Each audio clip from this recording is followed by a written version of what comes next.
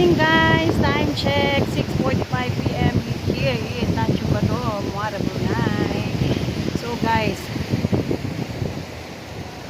para ako may pasa, oh my god.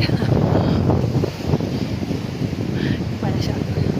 So yan guys, ang dami ng jogging ngayon dito sa Muara kasi very peaceful yung place, then sobrang hangin, nakaka-relax.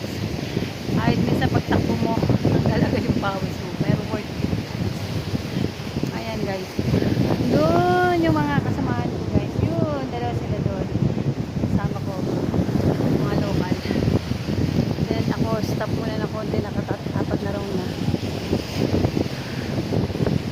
Ito lang ang buhay namin guys bilang OFW after work, jogging, dahil yun lang ang tanging pwede namin magawa, ang mag-timbang, mag-relax at mag-exercise.